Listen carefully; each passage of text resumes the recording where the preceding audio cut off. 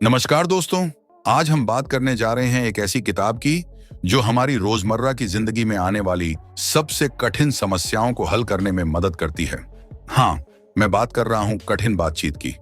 यह किताब हमें सिखाती है कि किसी भी मुश्किल बातचीत को प्रभावी और सकारात्मक तरीके से कैसे संभालें। चाहे वह काम से जुड़ी समस्या हो, रिश्तों में खटास हो या फिर जीवन के अन्य उलझे मुद्दे, यह किताब आपके लिए एक गाइड बन सकती है। तो चलिए जानते हैं इस अद्भुत किताब के मुख्य विचार और सीख। हम जीवन में होने वाली कठिन बातचीत के बारे में कैसे सोचें और उससे कैसे गुजरें। यदि आप अपने संचार कौशल को विकसित करने में रुचि रखते हैं तो यह पुस्तक आपके लिए है। कठिन बातचीत क्या है? कठिन बातचीत लगभग कभी भी तथ्यों को सही करने के बारे में नहीं होती है। वे परस्पर विरोधी धारणाओं, व्याख्याओं और मूल्यों के बारे में होती हैं। वे इस बारे में नहीं होती हैं कि अनुबंध क्या कहता है, वे इस बारे में होती हैं कि अनुबंध का क्या अर्थ है। इसलिए विवाद का मूल अर्थ में अंतर को नेविगेट करना और हल करना है। वास्तविकता यह है कि हम जितना सोचते हैं उससे बहुत कम संवाद करते हैं। जैसा कि जॉर्ज बर्नार्ड शॉ को यह उदाहरण देने का श्रेय दिया जाता है, संचार में सबसे बड़ी समस्या यह भ्रम है कि यह हो चुका है। वास्तव में आप जो वास्तव में सोच रहे हैं और जो आप कह रहे हैं, उसके बीच का अंतर बातचीत को मुश्किल बनाता है। आप अंदर चल रही हर बात से विचलित हो जाते हैं। आप इस बारे में अनिश्चित हैं कि क्या साझा करना ठीक है और क्या अनकहा रहना बेहतर है। और आप जानते हैं कि आप जो सोच रहे हैं उसे कहने से शायद बातचीत आसान नहीं होगी। कठिन बातचीत में 3 बातचीत। 1, क्या हुआ? बातचीत। अधिकांश कठिन बातचीत में इस बात पर असहमति होती है कि क्या हुआ है या क्या होना चाहिए। किसने क्या कहा और किसने क्या किया? कौन सही है, किसका क्या मतलब था और कौन दोषी है। दूसरी, भावनाओं पर बातचीत। हर मुश्किल बातचीत में भावनाओं के बारे में सवाल पूछे जाते हैं और उनका जवाब भी दिया जाता है। क्या मेरी भावनाएं वैध हैं, उचित हैं? क्या मुझे उन्हें स्वीकार करना चाहिए या अस्वीकार करना चाहिए? उन्हें टेबल पर रखना चाहिए या उन्हें दरवाजे पर चेक करना चाहिए? मैं दूसरे व्यक्ति की भावनाओं के बारे में क्या करूं? तीसरी, पहचान पर बातचीत। यह वह बातचीत है जो हम में से प्रत्येक अपने आप से करता है कि यह स्थिति हमारे लिए क्या मायने रखती है। हम इस बात पर आंतरिक बहस करते हैं कि इसका मतलब है कि हम सक्षम हैं या अक्षम, अच्छे व्यक्ति हैं या बुरे, प्यार के योग्य हैं या प्यार के लायक नहीं। इसका हमारी आत्म छवि और आत्मसम्मान, हमारे भविष्य और हमारी भलाई पर क्या प्रभाव पड़ सकता है। हम सुनने में क्यों संघर्ष करते हैं? जब लोगों को सुनने में कठिनाई होती है तो अक्सर ऐसा इसलिए नहीं होता है क्योंकि वे ठीक से सुनना नहीं जानते हैं। विडंबना यह है कि ऐसा इसलिए होता है क्योंकि वे खुद को अच्छी तरह से व्यक्त करना नहीं जानते हैं। व्यक्त न की गई भावनाएं सुनने की क्षमता को अवरुद्ध कर सकती हैं। इरादे मान लेना। सच तो यह है कि इरादे अदृश्य होते हैं। हम उन्हें दूसरे लोगों के व्यवहार से मान लेते हैं। दूसरे शब्दों में, हम उन्हें बनाते हैं, हम उनका आविष्कार करते हैं। लेकिन दूसरे लोगों के इरादों के बारे में हमारी घड़ी हुई कहानियां अक्सर हमारी सोच से बहुत कम सटीक होती हैं। क्यों? क्योंकि लोगों के इरादे कठिन बातचीत में बहुत कुछ की तरह जटिल होते हैं।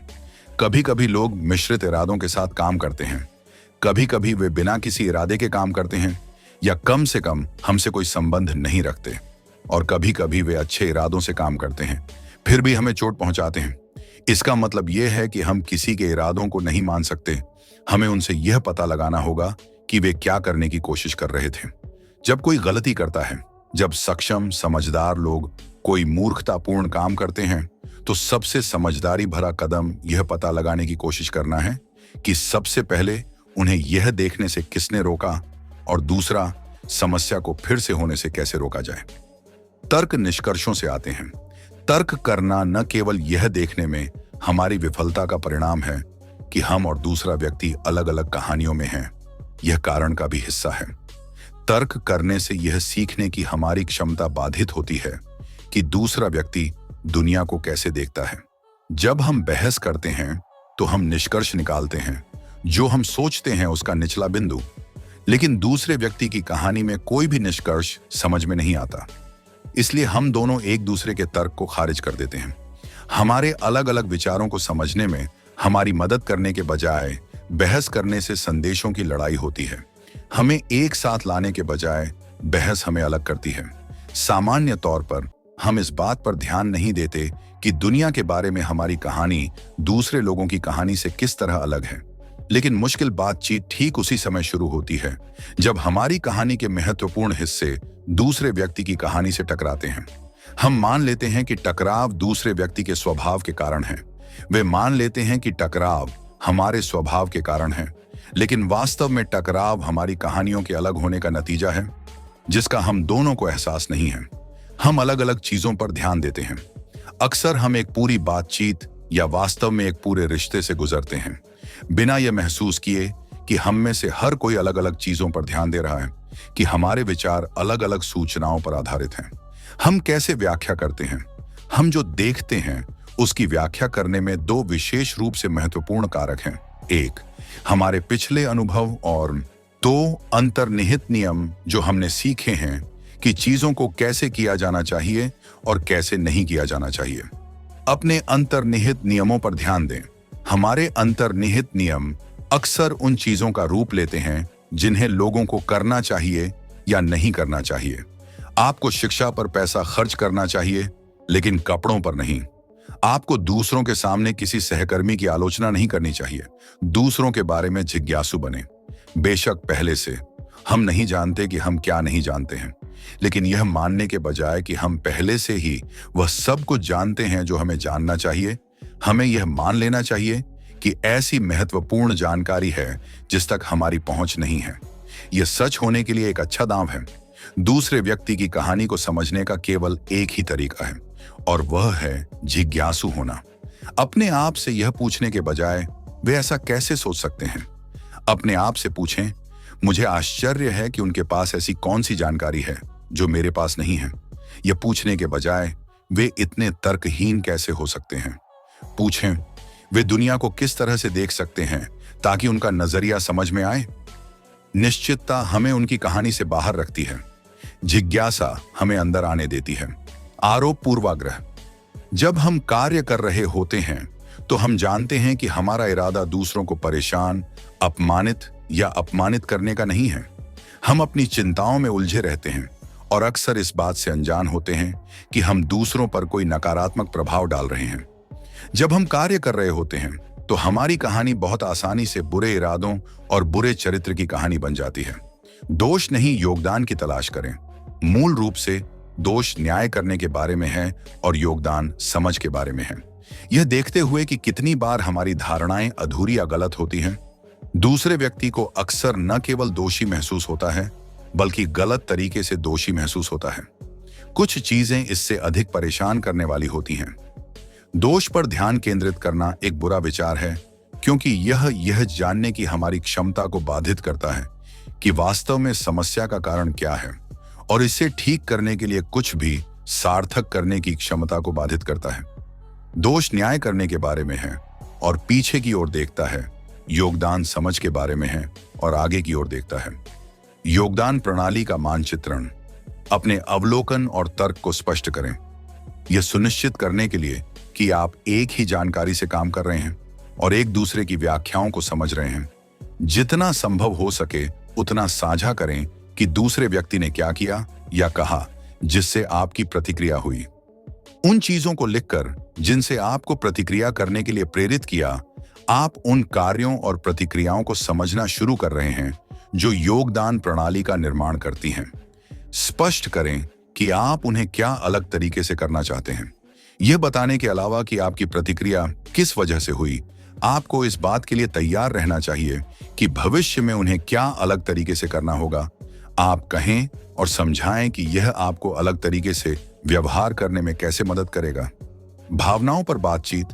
अच्छा हो या बुरा, जब तक ये भावनाएं सामने नहीं आती तब तक यह बातचीत अच्छी नहीं होगी। क्यों? क्योंकि आप बिना मुख्य मुद्दों पर बात किए प्रभावी बातचीत नहीं कर सकते, और इस बातचीत में भावनाएं ही गलत होने के मूल में होती हैं। मुझे लगता है से शुरुआत करना एक सरल कार्य है जो असाधारण लाभ लेकर आता है। यह भावनाओं पर ध्यान केंद्रित रखता है और यह स्पष्ट करता है कि आप केवल अपने दृष्टिकोण से बोल रहे हैं। अपनी भावनाओं को महत्व दें। आपकी भावनाओं को व्यक्त करने के लिए तर्क संगत होने की आवश्यकता नहीं है। यह सोचना कि आपको ऐसा महसूस नहीं करना चाहिए शायद ही इस तथ्य को बदलेगा कि आप ऐसा महसूस करते हैं। ठीक है, नाव को हिलाना आसान नहीं है। आप सोचते हैं, मुझे यह पसंद नहीं है जब वे मुझसे नाराज होते हैं। यदि आप ऐसा सोच रहे हैं तो आप अपनी भावनाओं और रुचियों को कम आंक रहे हैं। मित्र, पड़ोसी और बॉस इसे पहचान लेंगे और आपको ऐसे व्यक्ति के रूप में देखना शुरू कर देंगे जिसे वे हेरफेर कर सकते हैं। जब आप अपनी भावनाओं से अधिक दूसरों की भावनाओं के बारे में चिंतित होते हैं तो आप दूसरों को भी अपनी भावनाओं को अनदेखा करना सिखाते हैं। आपकी भावनाएं कम से कम इस समय के लिए रिश्ते का एक महत्वपूर्ण पहलू हैं। आप उनकी अभिव्यक्ति की शुरुआत में यह स्वीकार कर सकते हैं कि आप इन भावनाओं से असहज हैं या आपको यकीन नहीं है कि वे समझ में आती हैं, लेकिन उन्हें व्यक्त करके उस प्रस्तावना का पालन करें। यहां आपका उद्देश्य बस उन्हें बाहर निकालना है। आप तय कर सकते हैं कि बाद में उनके बारे में क्या करना है। अगर कुछ भी हो, हम अपनी भावनाओं को निर्णय में बदल देते हैं। अगर आप एक अच्छे दोस्त होते तो आप मेरे लिए वहां होते। विशेषताएं, आप मुझे चोट पहुंचाने की कोशिश क्यों कर रहे थे? चरित्र चित्रण, आप बस इतने असावधान हैं। समस्या का समाधान, इसका उत्तर यह है कि आप मुझे अधिक बार कॉल करें। आगे बढ़ने से पहले दूसरों की भावनाओं को स्वीकार करें। किसी की भावनाओं को स्वीकार करने का क्या मतलब है? इसका मतलब है कि दूसरे व्यक्ति को यह बताना कि उन्होंने जो कहा है उससे आप पर एक प्रभाव पड़ा है, कि उनकी भावनाएं आपके लिए मायने रखती हैं और आप उन्हें समझने की कोशिश कर रहे हैं। वाह, आप कह सकते हैं, मुझे नहीं पता था कि आप ऐसा महसूस करते हैं, या मैंने मान लिया था कि आप ऐसा महसूस कर रहे हैं और मुझे खुशी है कि आप इसे मेरे साथ साझा करने में सहज महसूस करते हैं, या ऐसा लगता है कि यह आपके लिए वास्तव में महत्वपूर्ण है। समस्या समाधान पर आगे बढ़ने से पहले आपको अपने और दूसरे व्यक्ति के प्रति यह सुनिश्चित करने की जिम्मेदारी है कि वे आपके लिए इस विषय के महत्व को समझें, कि वे वास्तव में आपकी भावनाओं को समझें और कि वे आपके द्वारा उन्हें साझा किए जाने को महत्व देते हैं। यदि वे यह नहीं समझ पा रहे हैं कि किसी चीज को चिह्नित करना कितना महत्वपूर्ण है, तो आप खुद को निराश कर रहे हैं। पहचान वार्तालाप, बातचीत में इस बात की क्षमता है कि वह इस बात को बाधित कर दे कि हम दुनिया में कौन हैं, या यह उजागर कर दे कि हम क्या उम्मीद करते हैं, लेकिन हमें डर है कि हम नहीं हैं। बातचीत हमारी पहचान के लिए खतरा पैदा करती है। जो कहानी हम खुद के बारे में बताते हैं और हमारी पहचान को खतरा होना बहुत परेशान करने वाला हो सकता है।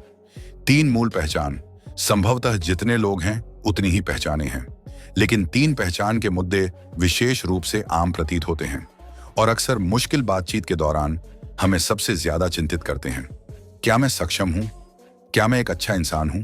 क्या मैं प्यार के योग्य हूं? पहचान के मुद्दे हम सभी को प्रभावित करते हैं। आप अपनी स्वयं की भावना को भूकंप प्रूफ नहीं कर सकते। पहचान के मुद्दों से जूझना ही जीवन और विकास है, और कोई भी प्यार, उपलब्धि या कौशल आपको इन चुनौतियों से नहीं बचा सकता है। अपने पति को रोते हुए देखना, जब आप उन्हें बताती हैं कि आप दूसरा बच्चा नहीं चाहती, जो चीज आपके लिए पहचान के झटके को ट्रिगर करती है, वह किसी और के लिए ट्रिगर नहीं हो सकती है। हम सभी की अपनी अपनी विशेष संवेदनशीलता होती है। अपनी पहचान से अधिक परिचित होने के लिए देखें कि क्या कठिन बातचीत के दौरान आपको असंतुलित करने वाली कोई चीज है, और फिर खुद से पूछें कि ऐसा क्यों होता है। पहचान के झटके पर एक बढ़िया दृष्टांत, एकिडो के संस्थापक ओ सेंसेई को एक कुशल योद्धा के साथ मुकाबला करते हुए देखने के बाद एक युवा छात्र ने गुरु से कहा, आप कभी अपना संतुलन नहीं खोते, आपका रहस्य क्या है? आप गलत हैं, ओ सेंसेई ने जवाब दिया। मैं लगातार अपना संतुलन खो रहा हूं। मेरा कौशल इसे फिर से हासिल करने की मेरी क्षमता में निहित है। एक मजबूत पहचान बनाना, एक कमजोर पहचान में योगदान देने वाला सबसे बड़ा कारक सब या कुछ नहीं सोच है। मैं या तो सक्षम हूं या अक्षम, अच्छा या बुरा, प्यार के योग्य हूं या नहीं। हर किसी के लिए आपके बारे में जो सच है वह अच्छे और बुरे व्यवहार, नेक और कम नेक इरादों और आपके द्वारा रास्ते में किए गए बुद्धिमान और नासमझ विकल्पों का मिश्रण होगा। सब या कुछ नहीं सोच का प्राथमिक खतरा यह है कि यह हमारी पहचान को बेहद अस्थिर बना देता है, जिससे हम फीडबैक के प्रति अति संवेदनशील हो जाते हैं। जब खुद के बारे में नकारात्मक जानकारी का सामना करना पड़ता है, तो सब या कुछ नहीं सोच हमें उस जानकारी को प्रबंधित करने के लिए केवल दो विकल्प देती है, जो दोनों गंभीर समस्याओं का कारण बनते हैं। या तो हम उस जानकारी को नकारने की कोशिश करते हैं जो हमारी आत्म छवि के साथ असंगत है, या हम इसके विपरीत करते हैं। हम जानकारी को इस तरह से लेते हैं कि उसका महत्व बहुत अधिक बढ़ जाता है। सब या कुछ नहीं पहचान दो पैरों वाले स्टूल जितनी मजबूत होती है। तो दोस्तों, यही था कठिन बातचीत का सारांश। यह किताब हमें यह समझने में मदद करती है कि किसी भी कठिन परिस्थिति में संवाद की शक्ति कितनी महत्वपूर्ण होती है। अगर आपको यह वीडियो पसंद आया हो तो लाइक, कमेंट और शेयर करना ना भूलें। और हाँ, ऐसे ही और किताबों के सारांश देखने के लिए हमारे चैनल को सब्सक्राइब करें। मिलते हैं अगले वीडियो में एक नई किताब और नई सीख के साथ। धन्यवाद।